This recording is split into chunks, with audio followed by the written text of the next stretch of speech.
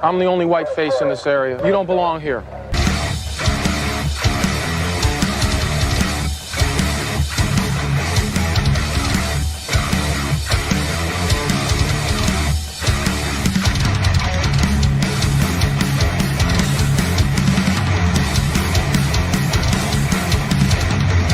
Stop, I'll shoot you in the back.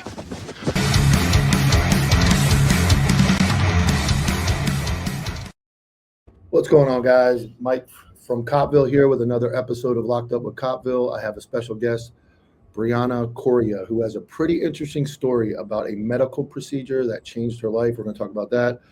We're going to talk about females in law enforcement, her views on TikTok cops, and all that other stuff. So, Briana, thank you so much for coming on. Yeah, absolutely. And I'm happy to be here today. My name is Briana Coria, as he said, and I do indeed have quite the story. So just to kind of introduce myself just a little bit, I started off law enforcement when I was 22. So I'm 27 now, just for reference. So I started when I was 22 years old. I was the first police officer in my family. And to kind of compound on that, an only child. So no real guidance as far as the police world goes. Had to really lean on my coworkers for support with stuff like that. But my career took a pretty drastic change. I got LASIK surgery back in 2023, and it actually left me completely disabled by the state, or recognized as disabled by the state. And that caused me to lose my job. And it really forced me into a medical retirement, because I was given either the choice to resign and medically retire or be fired. And of course, I chose the latter. So where are you at in the country? I'm in Illinois, United States. Okay. And you're outside of Chicago, we talked about? Yes. Yeah. So what obviously LASIK surgery comes up, you have it. What was the reason? Obviously you just had very poor eyesight, or you wanted to improve it, or what was the reason for you having it? Yeah. So my vision, my glasses literally had their own zip code because of how big they were. They were incredibly thick. They were like Coke bottle type-esque glasses, literally a paperweight. And I had said from the moment I found out about LASIK that I wanted to get LASIK so bad. I was bullied a lot when I was in school for my glasses. And I really said to myself, I'm going to get rid of these things. When I get older, I'm going to get rid of these things. And when the opportunity presented itself, I got into law enforcement, graduated from college, graduated from the academy, and everything seemed to be going really, really well in my career. I had gotten exactly where I wanted to be as far as the department and the agency that I wanted to. I was starting to kind of dabble around in more just like extensions of the job. And I said, you know what? This is finally a good time to get LASIK. This is finally a good time to fix my eyes, because my vision has been horrendous for years. And I had a couple of folks recommend a doctor in Oak Brook, Illinois. And I was like, oh, like a good doctor, good area. My coworkers have gotten it done by the same guy. They're all fine. So I said, okay, I'm going to pull the plug and I'm going to go and do it. And I went and I did it, and it was single-handedly the absolute worst decision I've ever made in my entire life. What? So you're still wearing these crazy glasses at work, having to work with those on? Yes. And I guess I know that's an issue, like getting out of the car, foggy, everything, the air conditioning, the heat, everything kind of throws a curve. So you're like, this seems like a good idea. I'll go have surgery and get it. So did it immediately go wrong, or did it slowly go wrong? How does that unfold? So yeah, and you hit the nail on the head with that. It's having glasses and having your eyesight be so bad is really a safety concern when you're on the job. And if glasses get knocked off of your face during a fight, or I have to pull my gun out and I need to use my gun and my glasses are broken in the corner over there, literally good luck. I can't see. So I went, and I got my LASIK. And to answer that question, it was immediately that I noticed that there was an issue. But I said to myself, the days, that were following the surgery, Well, I just got a laser shot into my eye, so that makes sense that maybe I'm not seeing properly yet. My eyes are still healing. And I was just told visit after visit after visit after visit, you'll get better, you'll get better, you'll get better. It's been almost 2 years, and I am in the same boat as I was 2 years So ago. when right after you have it, you're supposed to go back to work. Do you make it back to work after the surgery, or does it just prohibit you forever going back? No, it prohibited me from ever going back. You So had eye I surgery and you're done. I did not know. Like I say it all the time, and it sounds so silly, but it's like I said to my husband the other day. I said, he's a cop too. I said, man, I miss taking a domestic call. Like it sounds so silly to say that, I but don't. it's like, I don't miss it but at I all. was like, Yeah. dang, like I was like I missed it. Like I didn't know that the last day on the job was going to be my last day on the job. Like damn, I should have made it count for something. Oh, I didn't even think like that. So yeah, it's kind of like Know? that saying where we have our last day with a friend, or like as a kid, we had our Yeah. last day with a friend and we didn't know it. You had your last shift and you didn't know it was And your I last didn't shift. even know. Like Yeah. my locker was exactly how when I went to go clean out my locker and like clean out my squad car after a year of being on no duty, it was like frozen in time. Like it was like I was supposed to go back and I was supposed to put the uniform and the boots on again, like, and like taking that out, it's like, damn, I never got to go back. Did they afford you, like, were you on like a light duty position at the agency working like civilian stuff, or did you just stay home? So I couldn't even do light duty. So I can't like look at a computer or like a cell phone for super long periods of time, or it gives me like a really gnarly headache. Like before we actually started recording this podcast, I went and I took 2 Excedrin, which is one too many. But I was like, I know I'm gonna get a headache looking at the screen for too long. My eyes dry out. I need to put eye drops in and flood my eyeballs. And I can't do computer work because I have incredible, insane migraines, and I'd be overdosing myself on Excedrin every single day, and that's not good for your liver. So, there's that. And then I can't drive. Really, I'm at mercy to the weather. So I couldn't even go in for light duty because if it rains, I can't drive. If it snows, I can't drive. And I live in the Midwest where it snows and it rains. And so, like at this point, glasses are not an option. It's the No. problem is completely wrecked. There's no corrective. Absolutely. There's no glasses. There's nothing that can fix Correct. it. I went, and because it was just kind of like there's a checklist of the things that I went to go and try, just hoping that my vision would get better. Like, you read certain things online and it's like, oh, well, glasses help me return to work after LASIK. And it's like, one, I got this surgery so that I wouldn't have to wear glasses again. So that's asinine, but okay, I guess I'll get glasses and see if it, checks the box, see if it works. Got glasses.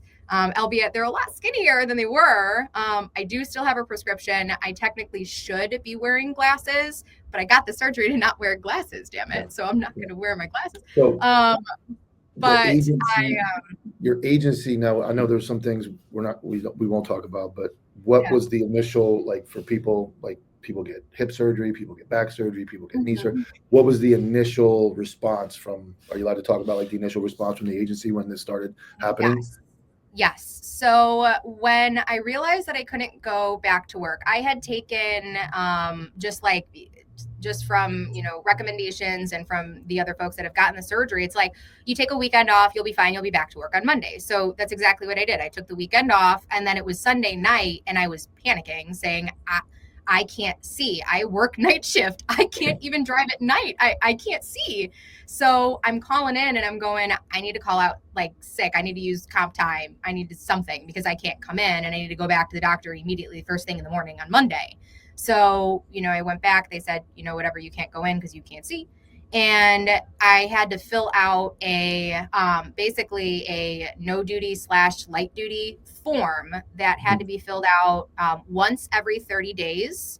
And it needed to be filled out by the doctor. So I was going and I was seeing an eye doctor once every 30 days. So once a month for about 9 months straight. And nothing ever changed for my diagnosis. And it was no duty every single time. So it was stay home because you can't drive, you can't operate a squad car, you can't look at a computer for too long, you can't do this, you can't do that, it's unsafe, it's this, it's that. And it's like, I'm sure that the agency's not excited about that, I can imagine.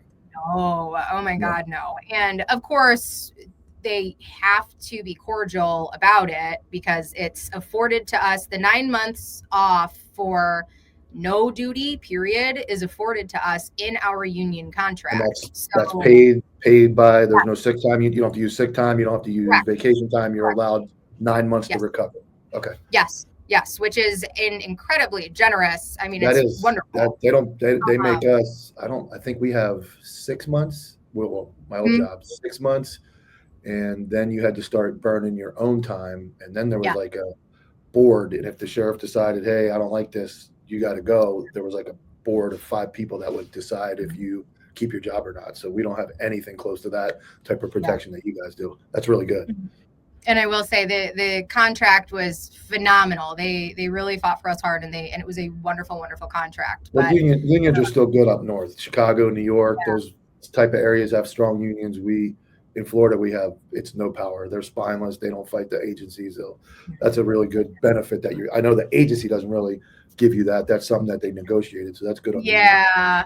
yeah, and the agency has to be cordial because it's like, Mhm. they're reporting this to you in the contract, and I'm filling out everything the way that I'm supposed to according to the contract, and I'm getting it to who I need to, but of course, you have, maybe a sergeant piping in, I had literally, I'm not even kidding you, to kind of backtrack just a little bit, right before I never went back to work again and I got my LASIK surgery, I had just tested into a new unit. I interviewed and I got the position, and it was actually for a community oriented policing unit. It was the unit that I wanted to go to. I had been eyeing it for a really long time. I said, this is what I want to do. Interviewed, got it, and I was set to start when I came back from my recovery from LASIK. So I got that, like like I got that like position over there, and I didn't even get to work a day in the Yeah, that unit. probably. I mean, I know from getting moved around a lot. You get promoted or moved, and like the Yeah, weekend is long because you want to come back to work Monday and like jump into that new yeah, spot. I can imagine that the unknown yeah. is, you want to get to that position that you got to, Yes, and you yes. never got So to. it's like, oh, like hurry up. So of Yeah, course you have, the sergeant that's, in charge of the unit, and they're reaching out to you going, hey, just checking in. Are you getting any better? When are you going to come back to work? yeah, Your desk is still empty. Are you going to come and decorate your desk? When are you going to come in? And it's like, I can't, bro. Like yeah. I straight up, I can't, You guys and sit it's in there like, like the blind mouse with the stick. yeah, Like no, right. I And can't I'm see. running into everything. Yeah, yeah. Like, I need a seeing eye dog. I need a seeing eye canine. Christ. So you got the agency thing now. What is going on as far as like the doctor, the company, LASIK? Like, what's the litigation? Is there anything going on with you trying to like hold them accountable for what's going on? Yeah, so I've been trying to find an attorney to take my case for almost 2 years. So statute of limitations for medical malpractice in Illinois is 2 years. I'm coming up on that hard. November is 2 years. What are the excuses you're getting from attorneys? Um, the attorneys don't want to take it on because it's the LASIK industry and it's too hard to prove medical malpractice, because my eyesight is still technically, like, I can still see.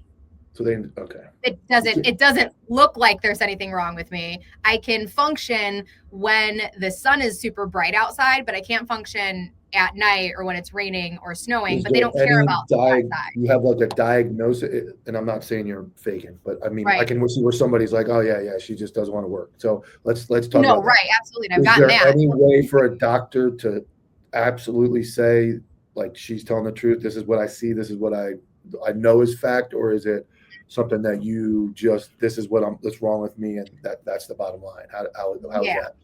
So when I can talk about this part as far as like my disability thing. Okay. So applying for disability, I have to go to 3 independent medical examiners that the city sends me to, and they have to make their medical analysis on whether or not I'm disabled and if what I'm experiencing is true based upon their medical expertise and tests and everything like that. The only thing that they can truly diagnose me with is dry eye. There's a big long word for that, but dry eye comes with its own bunch of issues. And then having a LASIK surgery that doesn't go as planned also comes with a host of issues. It was discovered that my pupils were too large when they did the surgery. So the surgery point is too small. So now when my pupils get bigger, it's seeing undercorrected vision and corrected vision at the same time. And you can like actually see that when you're looking into somebody's eyes with the right instruments. So like, it's verifiable. Absolutely. Absolutely. That is. I can't say, like I experienced things called glare. They're called higher order aberrations, but underneath that list in bullet point form is those are it's glare, it's starbursts, it's halos, and that's basically a light around a light around a light. So your car headlights are 300 times their normal size, and they're completely obscuring everything in the road. If it's raining, if it's dark, and it doesn't even just mean that on the roadway. We're talking about reflections. We're talking about, I'm in a dark house and there's one light on in the corner. That light is huge because it's too dark for me. Like have you tried shooting a gun since it happened? I have, and it's only been in voice situations. You guys use optics or you guys use iron sights? We use iron sights, but we have to do, in order for our qualification, we had to do a night shoot. And I was like, I would never qualify. I would during never. During the day, it wasn't terrible, but then as soon as you introduce the night into it. Absolutely. Or even, and it's not even just introducing the night into it. It's also introducing, because that was an argument that was made plenty of times where it's like, okay, well, just switch over to day shift. Easy, fixed, you're done. It's like, dark house. Yeah, you go into a dark house, you go into a warehouse, literally good fucking luck. I can't see. Whoever suggested that wasn't very intelligent, because that's obviously that's not an option. No, it could start raining at any point during the day, especially during the springtime, and forget it. What am I going to do? Hey, Sarge, come pick me up. Jokes. Like, that's a joke. So you go through the disability process, and that goes okay? We're still working on it. And that's for disability for like being completely, because you said you were medically retired. Are you collecting medical retirement? Yes, if everything goes according to plan, I will be collecting. I have not been collecting yet because it's all still illegal. And they're fighting back and forth for that. Again, it's something within our union where they're able to afford us that. So I just can't go into super. Obviously, you can't work, right? Because of the claim of, No. You have your husband who is the sole income of the house. Yes. And that's another thing as well. With all of this, like we had just bought our house at the beginning of 2023. Like in August of 2023, we bought our first home together. In November of 2023, I got LASIK and it completely ruined everything. We just lost our house actually because of this whole thing. It's terrible. Like the way that it just snowballs and everything. And of course, no attorney would no, it's so hard. It's so hard. Medical malpractice. You reached out to like the big ones, like Morgan & Morgan. Oh my God. I have reached out to 27 different attorneys, 27. And at some point it's like, you can fight for so long and then it's like your piece is worth more, it's like, man. And that's why the social media account exists. That's why my Instagram exists, because it's like, all right, like if you're not going to listen to me, I'm going to try to find somebody who will listen to me, because I wound up getting, go ahead. Okay. So I wound up getting a NDA from LASIK Plus, which is where I got my LASIK done at. And they basically said, hey, we'll give you half of your money back, but you have to promise to delete all of your social media accounts. You can't ever sue us. You can't come back for enhancements, which aren't FDA approved, by the way. It says so on their own website. So they sell you a lie immediately in the office. But, they offer me that NDA after I reached out to them, and I was like, I'm incredibly unhappy with everything going on. It's been almost 2 years. This will never go away, whatever. And it's like, we'll offer you half of. That can't be any type of life-changing amount of money, I would imagine. No. It's like $2,000. Like literally, like I spent $4,000. It's like you're offering me $2,000. $2,000. That's a joke. So I wound up getting that NDA. It pissed me off, and then my Instagram and my TikTok were born. It was born purely out of spite. You got into that, and I kind of got into this because of an situation at work as well. So you got into that because of what happened to you. You started a social media. Yes. Did you have social media before that? Were you like in uniform doing anything like No, that? Or God, no. Oh my God. you started No, I social don't. media as a response to Yes. fighting back against what happened to you? Yes, I made the Okay. social media account because I said to myself, this is ridiculous. Like I need to put like there's absolutely no way like it dumbfounded me to the point of creating one because I was like, all right, I'm not signing your stupid NDA. As a matter of fact, I'm just going to post it because this is ridiculous. Other people have my issues and the fact that you're not taking any accountability for the issues that you caused us and you cause people to commit suicide because you're not taking accountability for these issues is unacceptable. Yeah, let's talk about that because I always do a little research. I'll let you tell it. I scrolled your Instagram leading up to us talking, and I ran across that post where you're talking about suicide, which I read that. Mhm. Now it's an absolutely tragic Yeah. situation. If you want to go into that, about what I mean, it's nasty situation. But if Oh, you want to talk absolutely. about that and kind of the reason that you take this so serious and what happened to that young man. Yeah. So his name is Ryan Kingersky.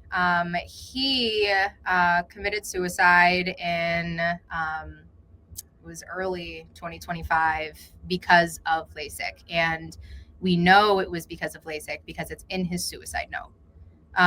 It's that's what's in it, and it's heavy and it's real and it happens. There are 40 known, and I say known because it's so hard and tough for families to share this information in a way that's constructive.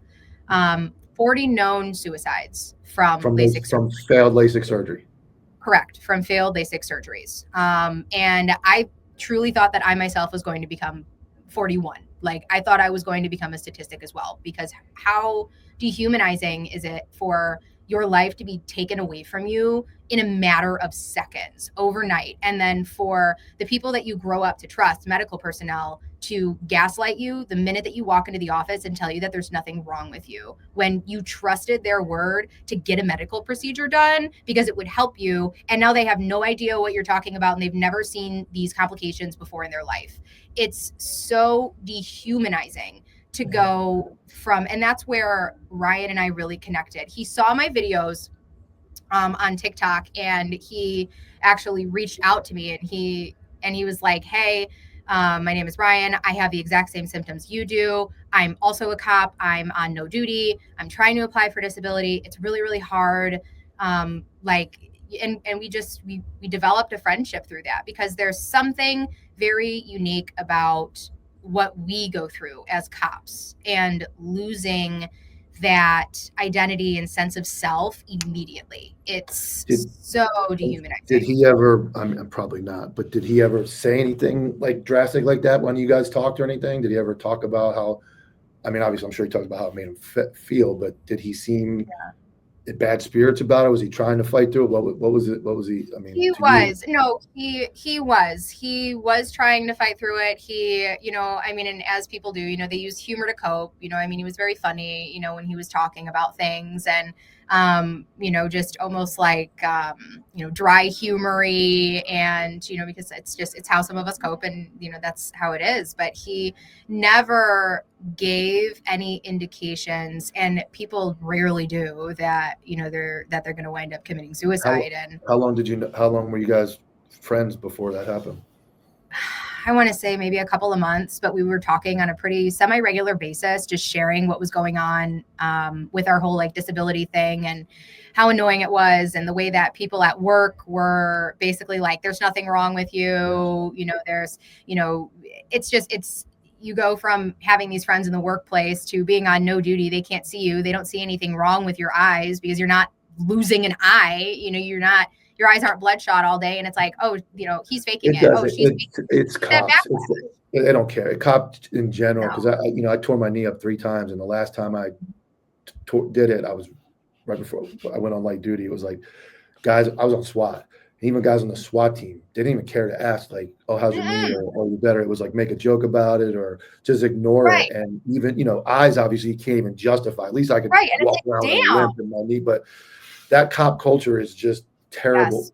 And it goes both ways, though. There are a lot of cops that abuse the system and there I are agree. cop stuff, then they get injured. And I think, unfortunately, it's probably, maybe, I don't know where it is now, but definitely in my career, because I started way back in 2001, I saw a lot of people that weren't injured Yeah. that worked the system. We had one guy on light duty at our agency for like 14 years. He was a sergeant in the jail. I never saw him in a uniform, like ever. I saw him never. Wow. And they got rid of him. And then we had another female detective that was like high on oxycodone every day. Supposedly, she got injured looking at her computer on COVID at home. She like complained of neck pain. So you have those people. Then you have somebody like you or like this young man who Who has a legitimately real needs problem the and help. nobody wants to believe him. And I'm sure that Right. that's got to spin in his head that he's got this problem. He really wants to get back. And I'm sure people are Yeah. downplaying it and Mhm. thinking it's a joke or it's not that big of a deal. And I imagine that doesn't help. Right. No, not at all. So, you know, I mean, he experienced the same thing, or the same symptoms that I did. You know, I mean, we did talk back and forth about feeling very low, you know, and feeling like, you know, we didn't know if our lives were going to get better or, you know, but it's like, those are very normal feelings to feel when something, literally one of your five senses is taken away from you. Yeah. You know, granted, like I can see right now. It's wonderful. But I have I wish I could show you the setup right now. I have a incredibly bright light right in front of me, so that I can make sure that I'm seeing correctly and I'm not seeing double of everything, which I still do, but it's a lot more mild when I have a super bright light shining into my eyes. Yeah. You know, So I mean, that setup helps.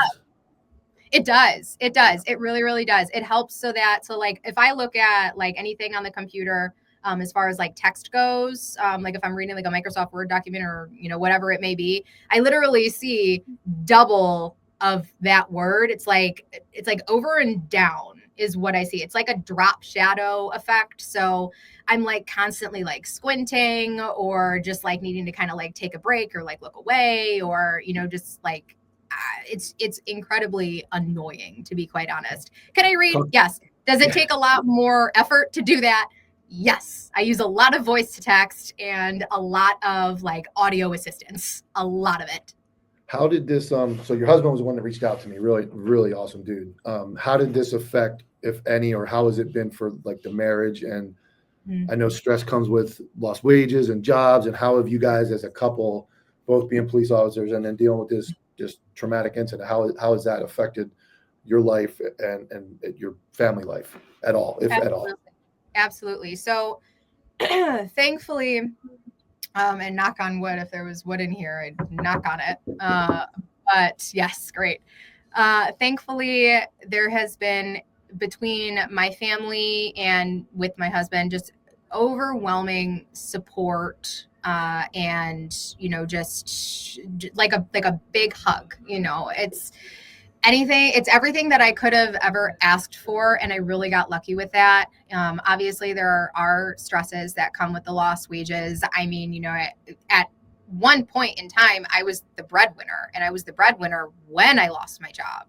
So having that happen brings its own level of stresses and everything like that. But it's something that we grew closer for, and he's very much the provider. He always has had that provider mindset, and it's always been, if you can't work, I will take care of us. Don't worry about it. Like I've got you, I've got us.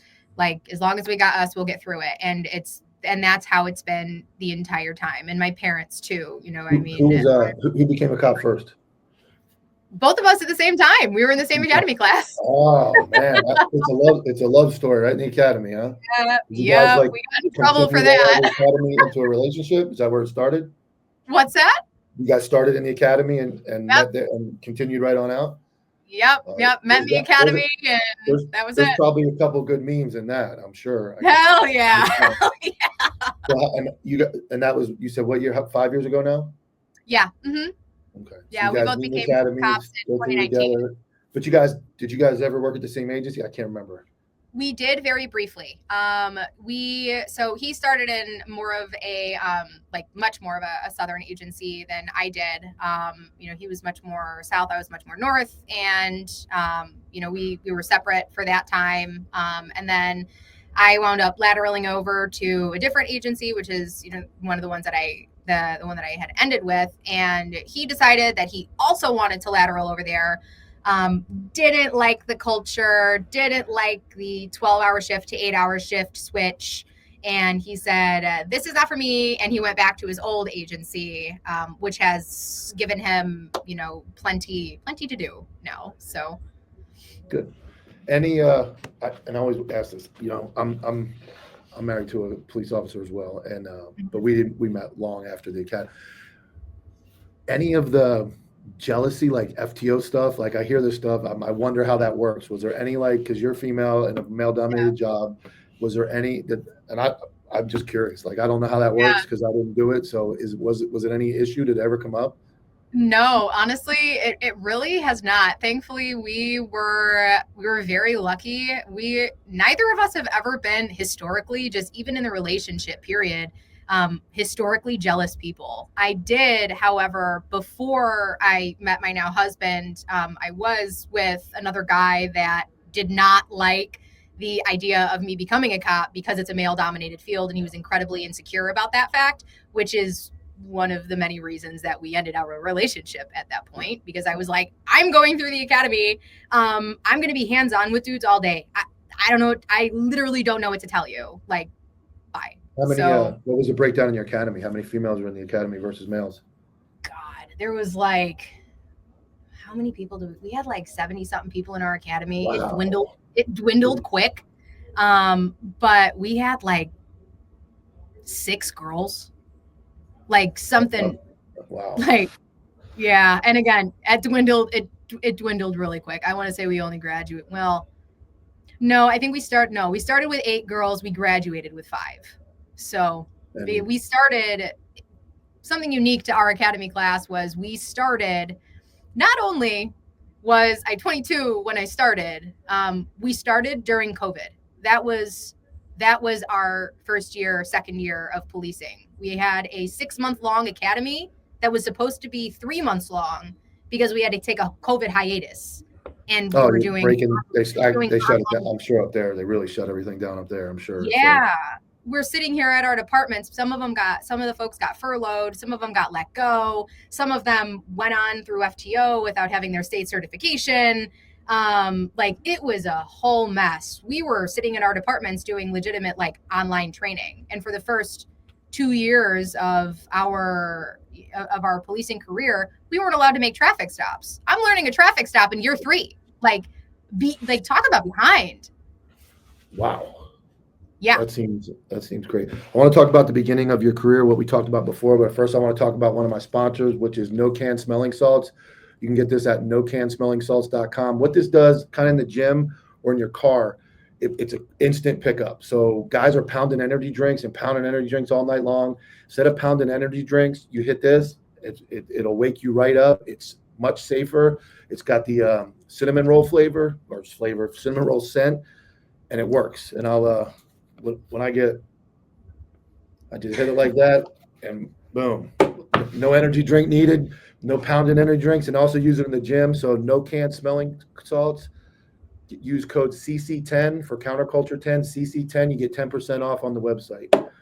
So one of the things that you said to me before we started recording that really caught my eye I am very hard on female cops. I do make a lot of memes about female cops. One of the things you said to me was you believe you were way too young and immature when you decided to get into the job. Tell me what you meant by that. Absolutely. Yeah. So I was 22 when I started. I was still going through college when I applied to be a cop and when I was in the academy. I did all online classes and I graduated from college while in the police academy. No real life experience, only child, still lived with my parents. I have no idea really how bills work. I'm still under my parents' insurance. I'm still under no idea about any real world activities going on, but now I'm hired as a cop to take somebody's rights away when I barely understand the rights to begin with.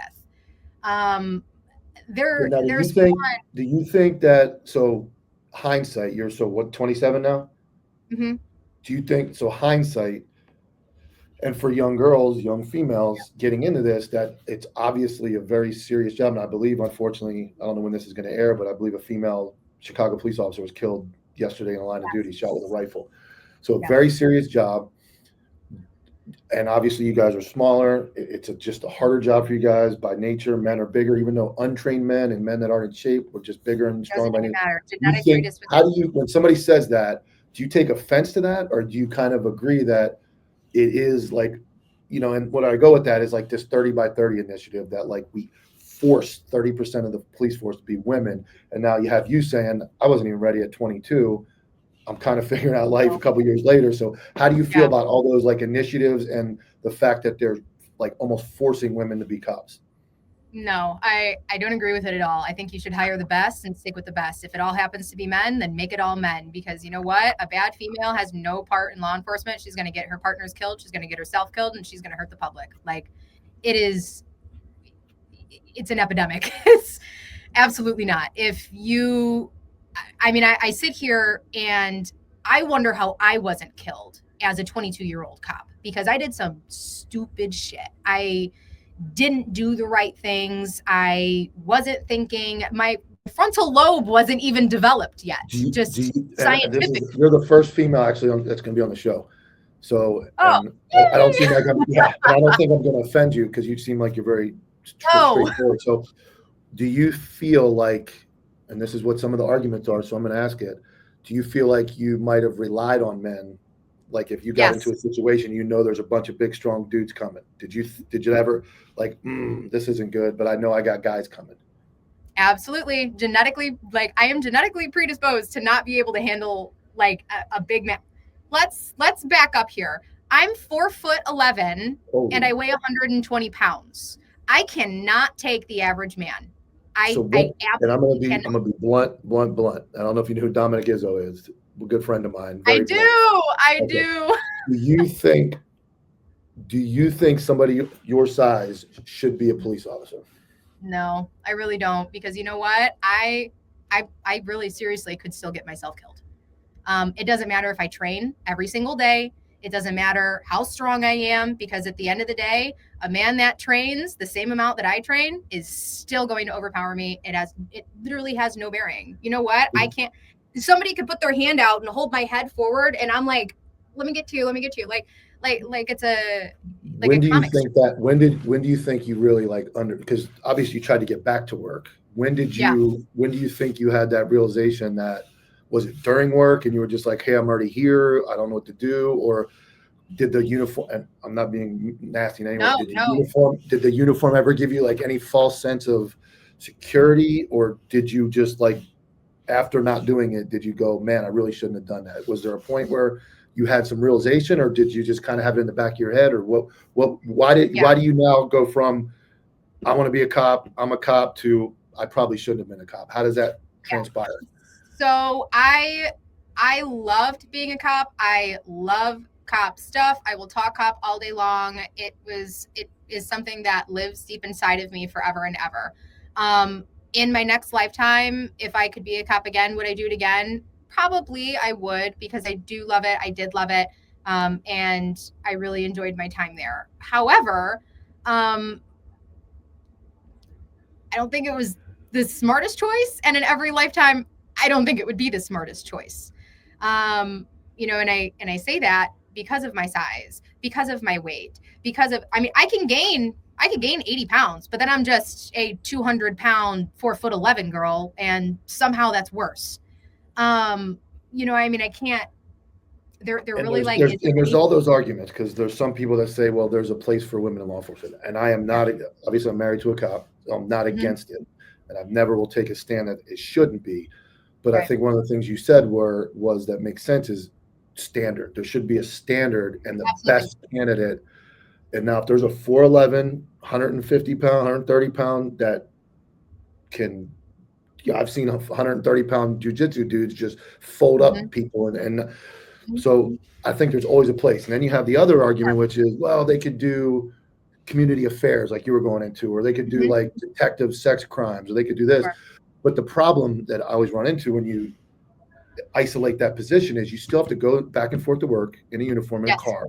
There's an opportunity where you may get at a stoplight, and one of my episodes that hasn't aired yet, I got a guy that didn't, he's just driving down the road and somebody tries to kill him, like tries to run him off the road. And then, so you can run into any of those situations at any time. And then what I think is the bigger problem is a lot of people and then if you don't train. So if you're 4'11" and you're in the gym every day and you're doing jujitsu and you're shooting, maybe there is an opportunity for you to survive. Still, it's going to be, I think, difficult. Yeah, but you'll still never be there.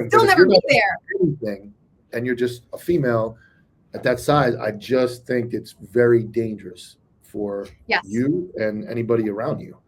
Yep. And when I started at 22, it's, I mean, in my mind, I'm an only child. I've been empowered I can do anything my whole life. I can do anything you can do, I can do better kind of attitude is where I got into this. I very quickly found out that I cannot do it better. I might be able to maybe talk to somebody, maybe, sell an ice pick to an Eskimo type of thing. But like the second you go hands-on with me, odds are I'm going to lose. And I will always reach for my firearm far sooner than a male would, because I would die.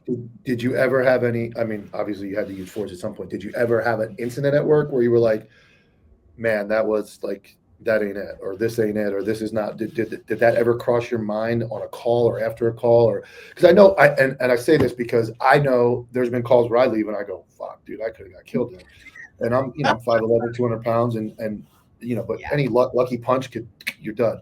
So did you ever have that like anxiety and think, man, but you're kind of in the job and you don't know what to do? Or how does that mind? I'm just wondering, because I've never talked to anybody about like a female in that mindset. Did you ever like, was that crossing your mind a lot, or how are you thinking about that? I wouldn't say, I'm definitely thinking about it. Yes. Always having it in the back of my mind of like always being on. I never, and really you shouldn't in the job be relaxing, or if you're on shift, you're on shift. Like, sorry, but you're going 12 hours of hypervigilance. You shouldn't be relaxing and sitting back, especially for the female cop, or especially like for somebody like me. I can't go up to your window on a traffic stop and lean in on your window and go, hey, my name's Officer so-and-so, and go through, the whole shebang with you. Because the second I let my guard down, I'm done. I am absolutely done. I can't buy myself any time.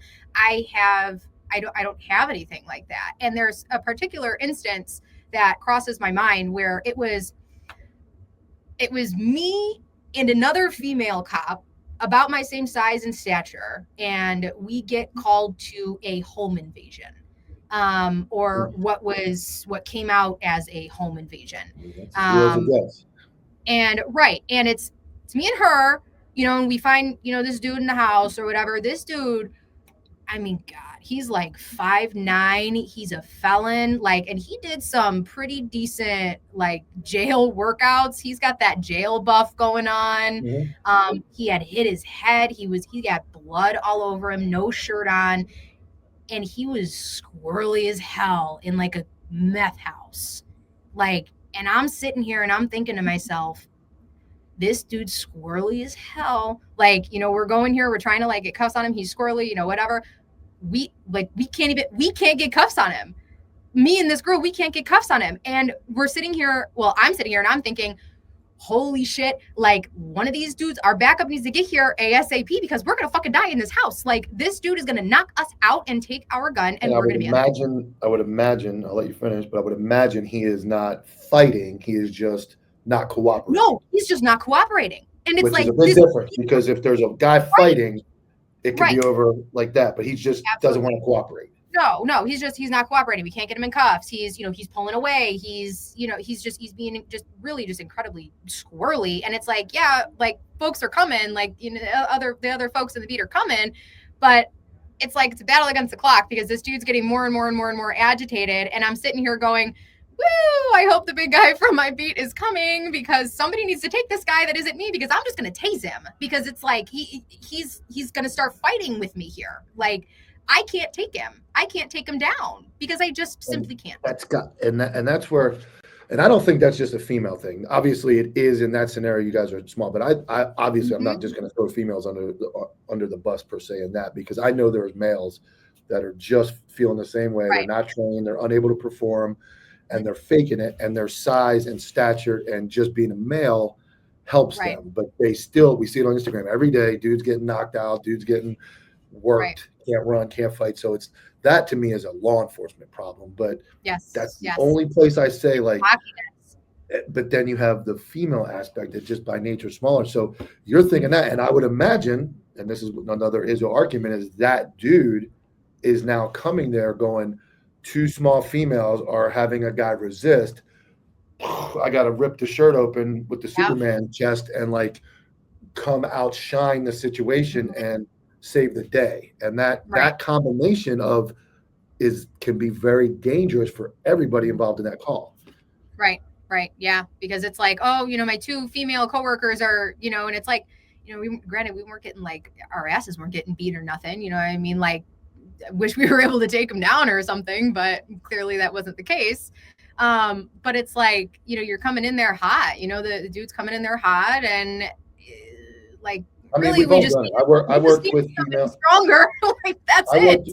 I worked with females obviously my whole career. There was fewer and now more, but I also remember this, and I try to be very fair, but I remember a lot of times when I was newer, 2005, 6, back then, we didn't have there wasn't such an argument about female cops back then. It was kind of like, who cares? Because I don't think tactics and everything was really shitty back then. There was really nothing. It's gotten much better as far as training goes and expectations. Back then, it was just kind of winging it. 2004, 5 in Florida, but just females like showing up or like being there and not getting killed to me was like almost like they were praised for like, well, you made it another shift, or you yelled at that guy, or you didn't get beat up, or you fell down but you got back up. Yeah, it was like just like the fact that you didn't. Like I remember my wife arguing with somebody on a thing that was like, well, she didn't run away, and she's like, she didn't run away. Like when it was running away an option on like a that's it was like a not shooting. When was running away an option? So how do you feel? How do you feel about? I don't know which TikTokers you know or what you see on my page or who I go after, but having said what you said and having the mindset you have now after doing the job and understanding the dynamics, how do you feel about these females making TikTok videos that are luring these girls your size or your immaturity back at 21, 22 into thinking this job is really neat. We should go be a cop and do all these cool things. How does that make you feel when you see those videos enticing immature small females to come into the job? I don't even know who these videos are for. Every single time I see them, I don't know who they're catering to. I don't know who they're talking to. I mean, like I'm an older generation Gen Z, and I see those videos and I cringe because who are you talking to? Who are you making these videos for? And I know the younger generation that are going to be applying at some point, in the future, I know they're looking at those and cringing in the exact same way. But there's a large portion of females and men. I'm not going to just, here's why I say females and men is different, because there's so many men. Obviously there's more men than women in law enforcement by a lot, but by nature, when you see a really bad incident and it's a female, it's just going to stick out more because they're involved in less incidents. There's less of them. Now on TikTok though, I think it's kind of the opposite. Because if I hate opening TikTok. I only have like 400 files. I really don't get on there. The only reason I have it is when somebody sends me a TikTok on Instagram, I can go open it up. But I can tell you right now, if I open that phone up because of my algorithm and I scroll, every swipe is going to be a TikTok from a cop. Every single one. Maybe one not, but every single one is going to be, and it's going to be probably 90 to 85% females. Yes. And I feel like some of these girls are getting into, and I've met some of them too, where it's like you're getting the job and you're going day by day, but you're getting hired as a cop for the wrong reasons. You're getting hired as a cop so that you can post in a uniform and be like, humanize the badge. And like, what's the whoa. Like we need to stop and take a step back, because why are there so many selfies of you in uniform? Why are there so many TikTok videos of you dancing in your squad car, probably in the parking lot that you put yourself down on a foot patrol on to make the TikTok to begin with? You're not and paid for that. and it's what I'm seeing now, and I watched it happen to somebody who actually lived here and then moved to Georgia, and I'm blocked now. I'm blocked by everybody. But my most famous text on Instagram is I can't see it because I'm blocked by so many people. But what I'm seeing now is it's actually starting in the academy. So it's like, here's an academy post. Here's me in the academy. And the Yes. second they graduate and get the uniform on, Yep. in the last 2 weeks, I've posted like 3 or 4 females, maybe a little more, that go academy, and then it's like 3 videos: academy, in FTO, academy, in FTO, and it's like as soon as they get out of the Academy FTO pregnant. That's the pipeline. Multiple friends at the agency. I'm not going to get into that, but what it seems to be a common theme, and I just if I don't have a big female audience, obviously for half of those reasons we just talked about, but I think it's important for you. You've said it. Just what should be the female mindset if they're going to get in this job and take it serious, like they really want to be a cop, and let's say they're a little bigger. Let's say they're 5'5", 150. They're a decent sized female. What would be your advice to a young female cop who is coming into this job, and what should be their priorities, and what should they do coming in? You don't go to work to look pretty. You go to work to do your job. You get paid, and you go home. At the end of the day, you get paid. You don't take things personally. If you happen to make friends along the way, congratulations. They're lifelong. But other than that, do your job, train hard, learn, read. And if you don't have the muscles to take down a man, you better have the knowledge. Like, you better be smart. Did you ever get into any like jujitsu or training like that? Do you guys have that up there? Offer that? They did. They offered a little bit of it, like to where it was like interdepartmentally. I can't even say that word. But they did offer that, which was an absolutely fantastic thing, because in the other couple of agencies that I had worked for prior to my last one, they didn't offer anything like that. It was like, go do your own thing, and hopefully you'll be fine. But the final agency offered that, and it was great to be able to. What do you think about the females that immediately, and maybe men too, because I'll categorize, because a lot of guys work out stuff. What do you think about using your uniform to make like a video? Like if I'm in my car and I'm like, oh yeah, look, just like I did with this product here, no can. What if I'm in uniform doing that and I'm actually like getting a kickback from the company, or use my code? Do you think that's ethically correct to use your badge in the public format to benefit monetarily? No, not at all. I mean, you're in uniform. You're paid to wear the uniform to do. That's not outlined in your job duties. I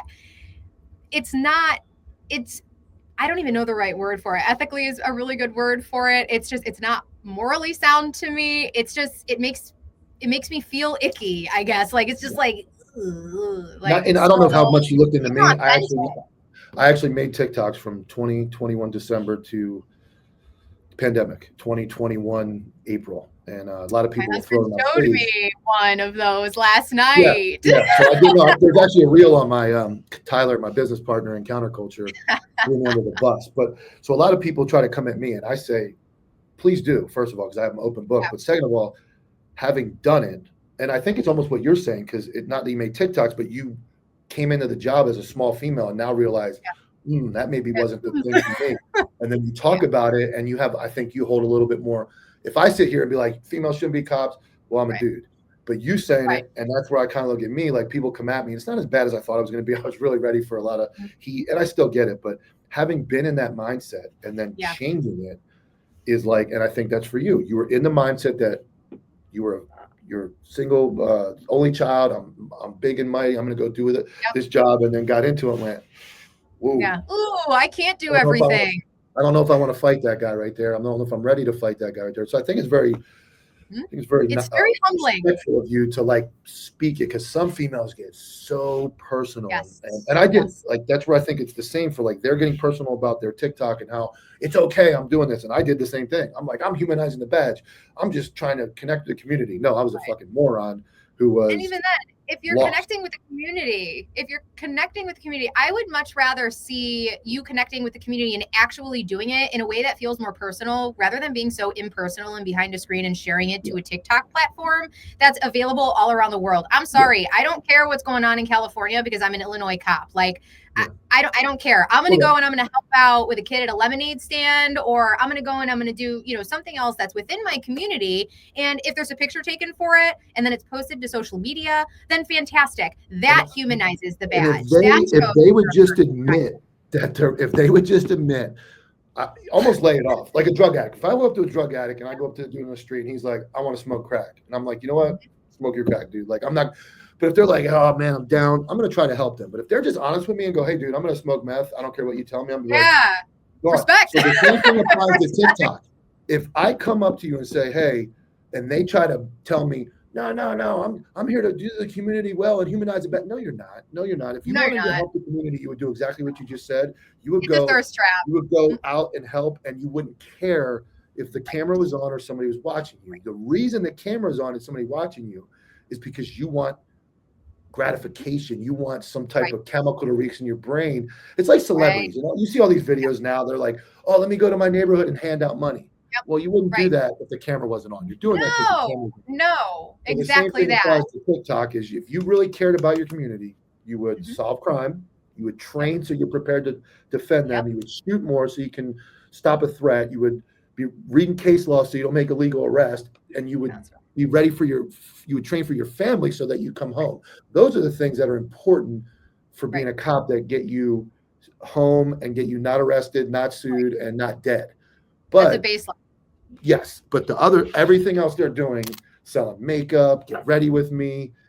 If they would just go, you know what, I'm doing this because I want to make money as a cop. I'd be like, okay, you're a piece of shit, but I'm just going to back off because you're obviously brain dead.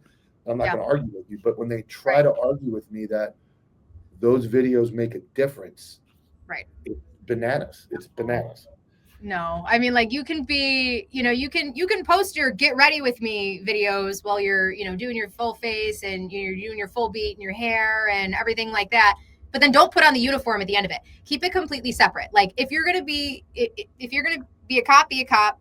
If you're going to do a get ready with me, do a get ready with me. You can have two completely different facets here and not be like, and I think that applies for men. Like, if you're going to be a personal trainer, you're a personal trainer, but it doesn't mean I use my badge and gun as a cop to assist in my personal training or whatever else it may be. If you want to be a personal trainer, post your videos, go in the gym, work out, but don't leverage your uniform to solicit. Because to me, it falls on the borderline of like, it's almost unethical or immoral. Like, you're using a public platform, a car, a uniform, a gun, everything bought by the public. You now waste time on duty while you're supposed to be protecting them to in turn make money off of the whole thing. It's a big racket. It's a big no-go. Right. And some departments have policies on that where it's like, you can't post in uniform. You can't, post. Our department had a policy like that where it's like, you could post yourself in uniform, but every little facet had to be blurred out, and you could not say where you worked if you were employed. Like, you couldn't even say the state in which you were working if you were employed. Like, it was very much like, you can tell I'm a cop because there's a bulletproof vest on, but it's like, other than that, my new thing in ISO too, we race is to find out. They always slip to find out where they're at. And now I'm getting. My wife is like number one at finding, but I'm getting pretty good at it because what they'll do is they'll forget their name tag once, or they'll just let enough of their badge slip out of it. And I'm like, there's the name, there's that. You Google it, and within 5 minutes, I'm like, there you are. And then I post it, and then they get mad at me, and I'm like, it's not hard. It's not hard. And you posted on a public platform. So all I'm doing is like, you wanted attention. So here it is. Exactly. So take it. Right. Like, that's not like, people know, like, I mean, people are like blurring their stuff out, and it's like, okay, I had somebody like, they were like, I doxed you, and they like commented like all my shit like underneath one of my posts, and I'm like, it's public. You can look it up. You can look up my name on Google. And doxing is not that. Doxing is like sending somebody to your house or your home address and personal information. True. Right. You're already a public servant, so you're public servant, so you have to identify yourself.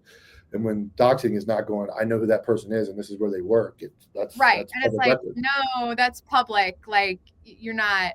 this isn't, you're not reinventing the wheel here. Like, if you're a cop, No, your I information get it. is on the internet. It is. Yeah, it's a real problem, and it's good to hear. Like I said, I like hearing that. I mean, that's a really unique take on it. That's somebody who can live the 5 year, or what would you 3 years Yeah. on the road, or three? It was Before you no, took- so full five, full five. Okay, But and then then, the issues. obviously Okay, everything wound up happening. so then But you yeah, no, got, if I so could do you it all over again, realized you were like, in during the job, you actually were thinking consciously, I am tiny, and this is probably not the best thing to be doing. yeah, That's no, good. definitely wasn't the best thing. But it's like you sit here and it's like I mean, like I felt a little stuck. Granted, I loved the job, still love it. I would go back and I would do it in a heartbeat. Would I try my damnedest to maybe like go into investigations so I might be behind a desk a little bit more? Maybe, I maybe use my brain a little bit more than than my muscle. And the only knock is people will say, but you still have to be a cop. Yep, You still have to that's drive to right. work. You still have to fight. Yep. You might have to get out of your car in the middle of an intersection with a gunfight and be ready. So, and that's that line that I don't really know where it goes, is like, can you isolate female? And again, I don't like isolating, because that's what 30 by 30 is doing. It's just like, it's resegregating. And then it's like, we're going to force this group of people on you regardless of training. And I already have a problem with a large amount of the men that work in the job, because they're pieces, they're terrible. And then it's like, now we're going to force a smaller by nature,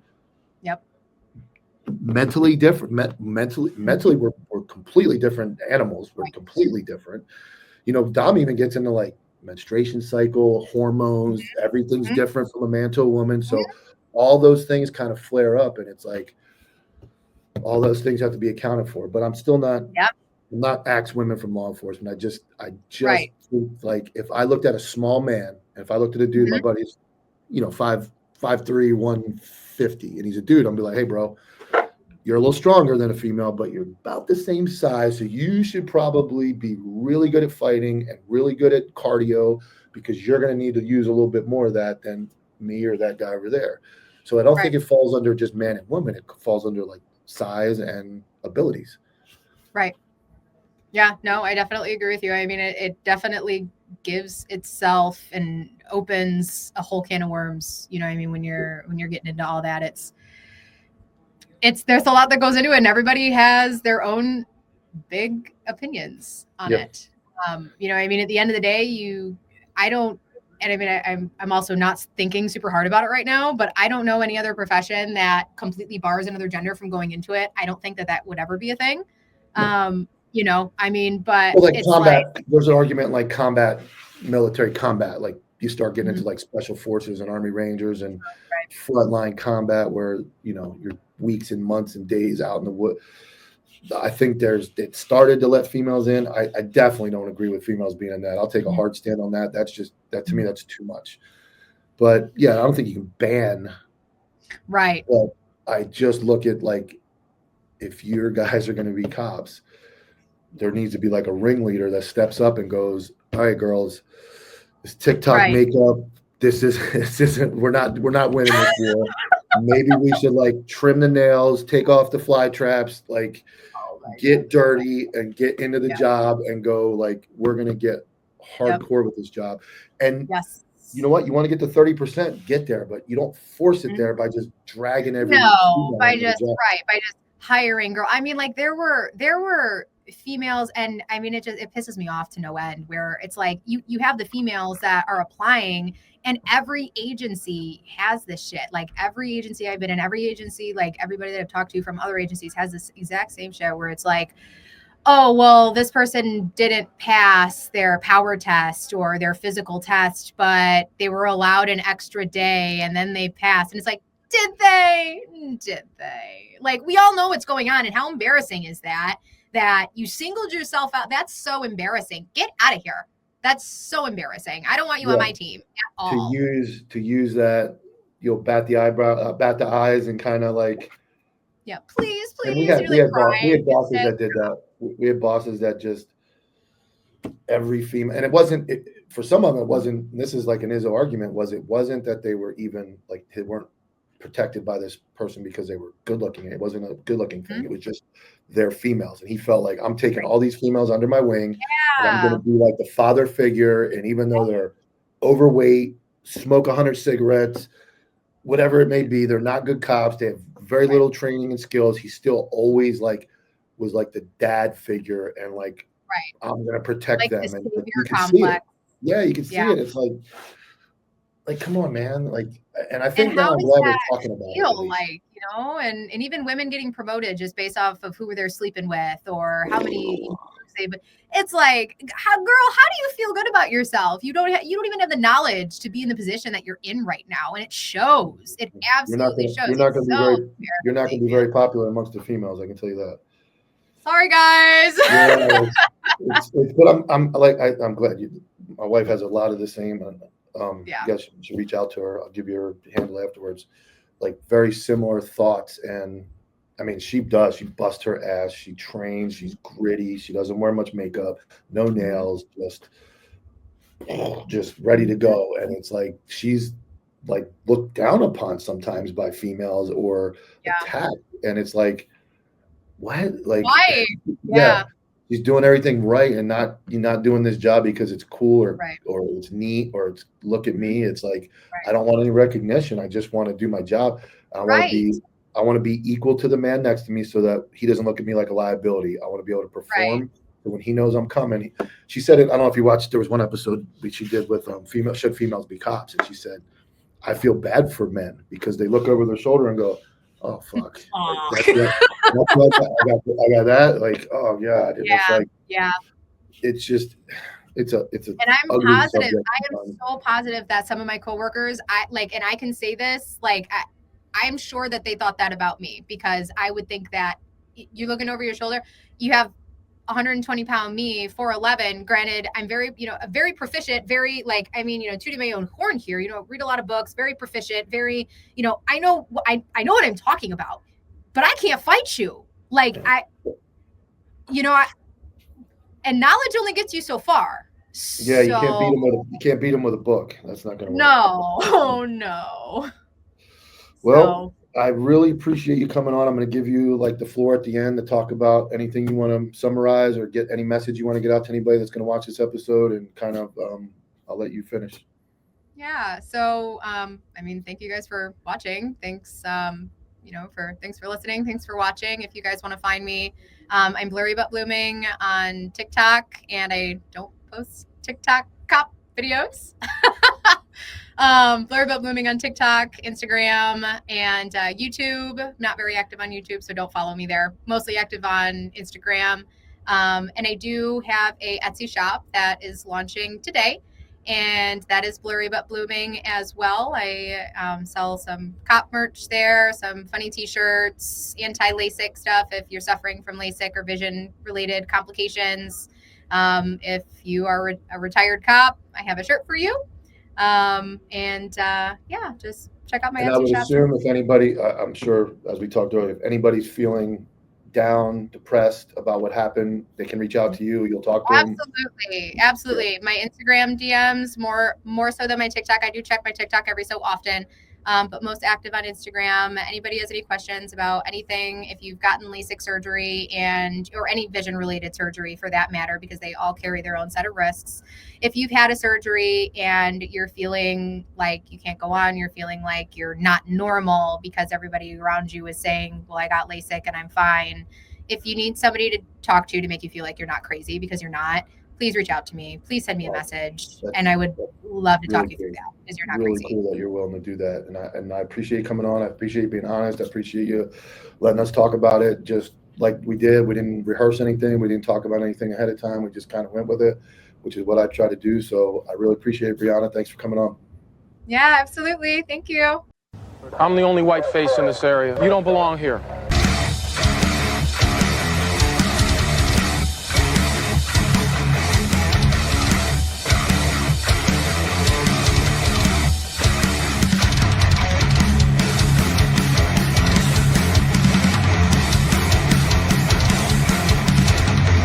Stop, I'll shoot you in the back!